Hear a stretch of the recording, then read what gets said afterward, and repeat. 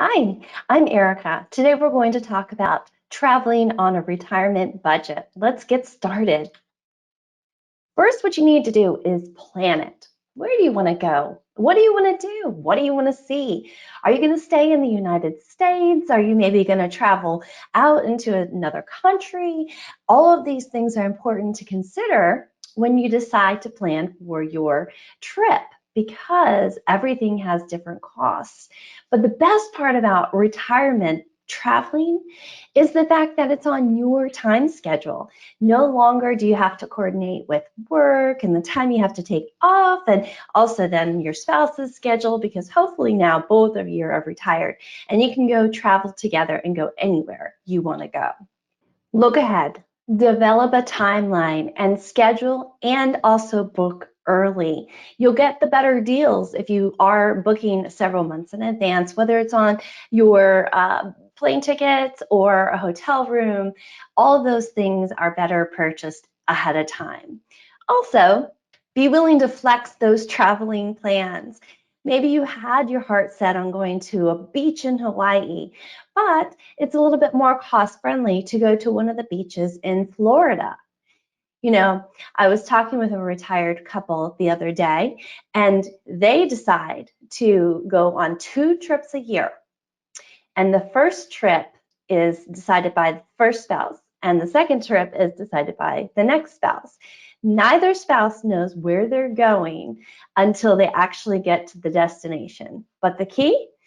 Always pack a pair of shorts and a bikini. Whether you wear it out on the beach or in the bathtub, either way, it will be used. Consider going to a different location that might be a little bit more budget friendly, but just as beautiful. Time of year to travel. Are you into the big crowds? Do you mind going to New Year's Eve celebration in New York City and joining everybody else that is there to celebrate?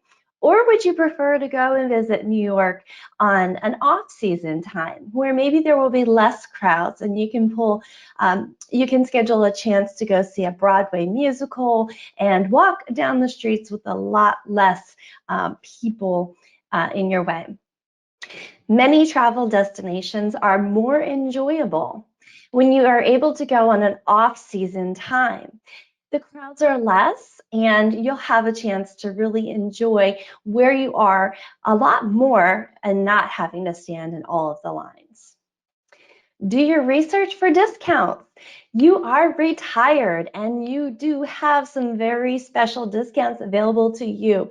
And maybe you're not ready to say that you're a senior just yet, but if it's worth getting a discount, you may as well tell the world and get those discounts, because the budget that you have is very important and you want to be able to travel as much and as often as possible. Consider tour groups, consider discounts that might be available on cruises or on a hotel based on, again, the time of year that you're traveling. Also, consider things like public transportation. Let's say you happen to go to a city like New York, and instead of maybe renting a car, which would be an additional cost, use the public transportation that is provided to you. Enjoy the dining that is available to every place that you're going to go, whether it's in the South and the good old Southern comfort food, or maybe something very urban and exciting and new in a place like New York or maybe even Seattle. Be sure to check out the local cuisine and also any of the local farmers market or produce that's from that particular area. Also, another tip for traveling on a budget: be sure to find a hotel that offers a microwave and a refrigerator, and bring some of your own drinks and snacks and food to reduce the amount of cost that you need to pay to dine out. When you visit a new town or a city, make sure to check out the Chamber of Commerce and see what local events will be occurring during your stay. Explore the local calendar and the area. Enjoy all the special things that make that town unique.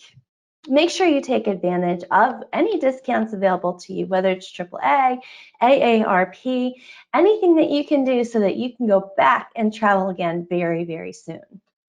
Choose your rewards. Do you have a credit card that maybe offers free hotel nights or frequent flyer miles, credit card points, whatever it is? If you end up wanting to visit grandchildren and they happen to be across the country and you need to go on several plane flights a year to visit them, be sure to have something that rewards you and puts money back in your pocket for all of those trips that you're going to make. Thank you again for joining me at Retirement Benefits Institute to learn about how to travel on a retirement budget. Be sure to check out all of our other resources that are available to you as a federal employee.